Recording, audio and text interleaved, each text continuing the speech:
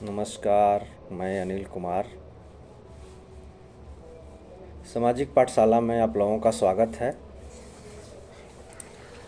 आज 6 दिसंबर है और हमारे बाबा साहब का परिनिर्वाण दिवस है, जो 6 दिसंबर 1956 को हम लोगों को छोड़ कर के चले गए थे। यह दिन वास्तव में बहुत दुख देता है और बहुत ही पीड़ा से गुजारता है। इस दिन को हम बाबा साहब को याद करते हैं और थोड़ी सी उन पे चर्चा करते हैं।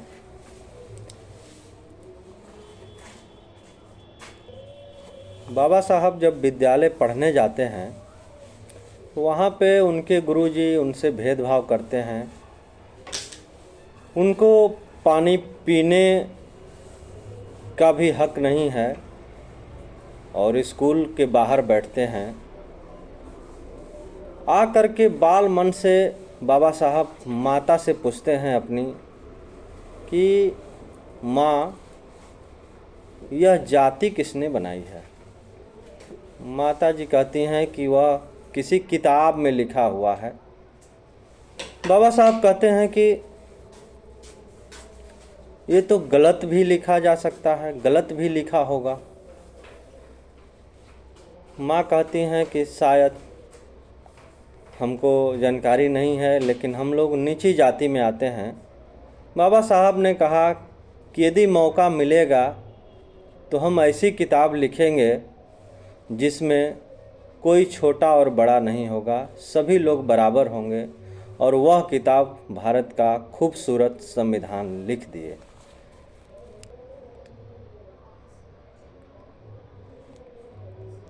संविधान ने भारत को एक ऐसा समाज बनाने की नींव रखी जो जाति, धर्म, क्षेत्र के भेदभाव से ऊपर है, मुक्त करता है।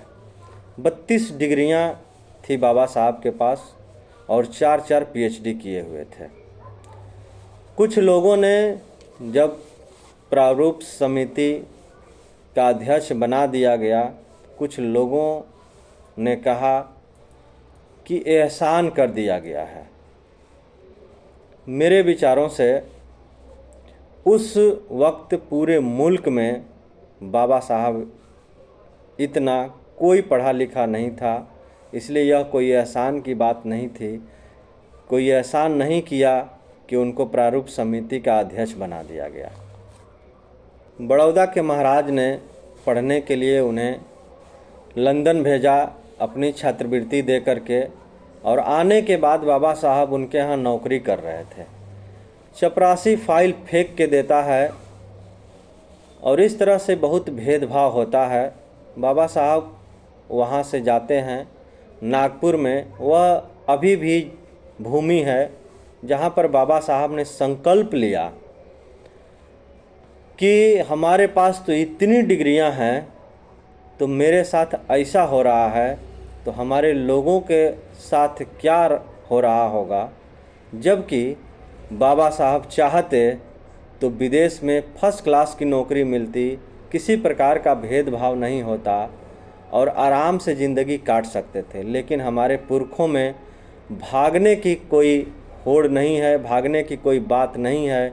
उन्होंने यहाँ रुका और समाज को बदलने का कोशिश किया, और कोशिश ही नहीं किया, समाज को बदल। जब देश आज़ाद हुआ तो लोगों ने बाबा साहब को गायब करना चाहा। उनका किताब 1980 के करीब में छपना शुरू हुआ। उनका 14 अप्रैल को जन्म दिवस है, उसको 1990 में लागू किया गया।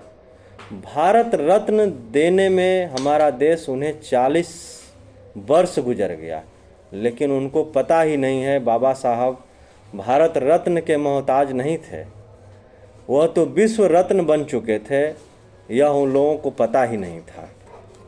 जब बहुत दिनों तक बाबा साहब को मिटा नहीं पाए तो लोगों ने उन्हें दलितों का नेता बता दिया। बाबा साहब मंत्रिमंडल से इस्तीफा दिए थे तो हिंदू कोड बिल के बाद साफ साफ लिखा था कि ओबीसी के कल्याण के लिए जो आयोग बनाया जा रहा है वह नहीं बन रहा है, और यदि वह नहीं बनता है तो ओबीसी का कल्याण नहीं होगा। इसके लिए बाबा साहब ने मंत्रिमंडल से इस्तीफा दिया था। संविधान में ओबीसी के लिए अनुच्छेद 15(4), अनुच्छेद 16(4) और 340 ओबीसी के लिए अधिकार के लिए सुरक्षित कर दिया। फिर भी लोगों ने ओबीसी को कुछ दलितों का नेता बता दिया गया।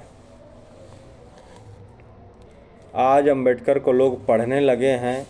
देश में ही नहीं, दुनिया में यदि किसी प्रकार का आंदोलन हो रहा है और उसमें कोई आइकन है तो वह बाबा साहब को आइकन बना करके वह आंदोलन किया जा रहा है। हिंदू, मुस्लिम, सिख, ईसाई सबको समान लिखा है। हिंदू, मुस्लिम, सिख, ईसाई सबको समान लिखा है। मिटाकर जाति पाति भेदभाव बाबा साहब ने संविधान लिखा है। बाबा साहब ने संविधान लिखा है।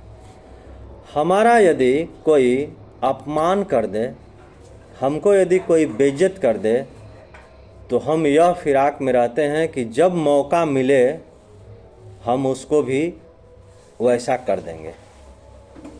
बाबा साहब को वह मौका मिला था कि तुम हमको 2000 सालों से गुलाम बनाए हो और कम से कम हम तुमको 200 वर्ष तो गुलाम बना ही सकते हैं।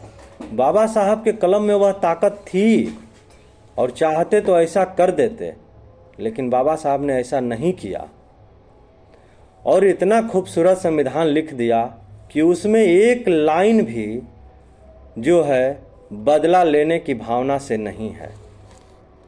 और फ़र्क देखिए हमारे पुरखों में और फ़र्क देखिए उनके पुरखों में। उनको मौका मिला तो वह मनुस्मृति लिख दिए और हमारे बाबा साहब को मौका मिला तो सभी को बराबर करके भारत का संविधान लिख दिए। बाबा साहब इसलिए बने क्योंकि वह ज़िंदगी में 3 गुरु बनाए थे, बुद्ध को, कबीर को और ज्योतिराव फूले को। बाबा साहब किसी से मिले नहीं थे, लेकिन वैचारिक गुरु बना लिया। हम यदि इन तीनों को छोड़ देते हैं और सिर्फ बाबा साहब को अपना गुरु बना लेते हैं तो हम उस विरासत से ऑटोमेटिक जुड़ जाएंगे। हमारा खौफ उनसे पूछिए जो बाबा साहब की मूर्तियों से डरते हैं। आज सुप्रीम कोर्ट के सामने बाबा साहब की मूर्ति लगी है। यदि कोई अंधेरे में भी अन्याय करेगा तो वह रात के अंधेरे में भी वह मूर्ति अन्याय करने से रोक देगी। आज इस दुनिया में सबसे ज़्यादा मूर्ति बना तो वह बुद्ध का बना, और सबसे ज़्यादा मूर्ति तोड़ी गई तो वह बाबा साहब की तोड़ी गई। रात में एक पत्रकार बाबा साहब से मिलने चला जाता है। करीब 12-1 के बीच का समय रहता है। पत्रकार पूछता है कि बाबा साहब आप जाग रहे हैं? बाबा साहब ने बोला कि हमारे लोग सो रहे हैं इसीलिए हम जाग रहे हैं। आज परिनिर्वाण दिवस है। मैं उनको नमन करता हूँ कि इस दुनिया में यदि कोई दलितों, शोषितों, वंचितों के पक्ष में खड़ा रहा तो वह बाबा साहब भीमराव अंबेडकर खड़ा रहे। जय हिंद, जय भारत, जय संविधान। आगे इस तरह के विचार के लिए हमारे चैनल को सब्सक्राइब करें, लाइक करें और कमेंट करें। ज़रूर बताएं कि हमारा विचार कैसा लगा और क्या इसमें त्रुटि रह गई है। धन्यवाद।